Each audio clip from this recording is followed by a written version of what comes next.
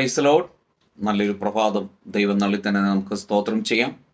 ഈ രാവിലെ സമയത്ത് ദൈവത്തിൻ്റെ പരിശുദ്ധാത്മാവ് നമുക്ക് നൽകുന്ന ആലോചന യെശയ്യാ പ്രവാചകന്റെ പുസ്തകം 12-ാം അധ്യായം 2-ാം വാക്യം. ഇത് ബുക്ക് ഓഫ് യെശയ്യാ ചാപ്റ്റർ 12 വേർഡ്സ് 2.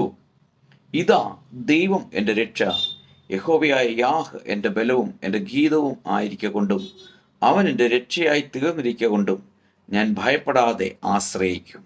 ആമേൻ. എത്ര നല്ല വാഗ്ദത്തമാണ്! നമ്മുടെ ദൈവം നമ്മുടെ രക്ഷയാണ്. യഹോവയായ യാഹ് എൻ്റെ ബലവും എൻ്റെ ഗീതവുമായിരിക്കൊണ്ട്, ആമേൻ, അവൻ എൻ്റെ രക്ഷയെ തീർന്നിരിക്കൊണ്ടും ഞാൻ ഭയപ്പെടാതെ ആ കർത്താവിനെ ആശ്രയിക്കും. ഇതുവരെ നടത്തിയില്ലേ? എന്ത് കുറവാണ് വെച്ചത്? ആമേൻ, ഹല്ലേലൂയ. ഇന്ന് നീ പെറുപെറുക്കുന്നു, ആമേൻ, ഹല്ലേലൂയ.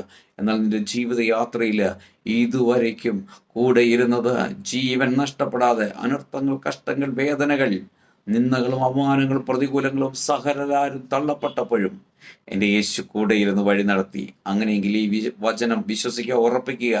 ആര് തള്ളിയാലും തള്ളിക്കടാത്ത യേശു കൂടെയുണ്ട്. നിശ്ചയമായിട്ട് നമ്മൾ ആഗ്രഹിക്കുന്ന നിലവാരത്തിൽ ഉയർത്തി നമ്മളെ നിർത്തേണ്ട അടുത്ത് നിർത്തുവാൻ ആ കർത്താവ് സർവശക്തിയുള്ളവനാണ്. ആ യേശുവിൻ്റെ കരങ്ങളിൽ നമ്മളെ നമുക്ക് സമർപ്പിക്കാം, പ്രാർത്ഥിക്കാം. നല്ല കർത്താവെ, നന്ദിയോടെ സ്തുതിക്കുന്നു, സ്തോത്രം ചെയ്യുന്നു. ഈ രാവിലെ സമയത്തിന് കേൾക്കുന്ന എല്ലാ പ്രിയപ്പെട്ടവരെയും ഈ തിരുവെഴുത്ത് പ്രകാരം പിതാവിൻ്റെയും പുത്രൻ്റെയും പരിശുദ്ധാത്മാവിൻ്റെയും നാമത്തിൽ അനുഗ്രഹിച്ച് പ്രാർത്ഥിക്കുന്നു. പ്രാർത്ഥന ഘടനായി സ്തോത്രം യേശുവിൻ്റെ നാമത്തിൽ പിതാവേ, ആമേൻ.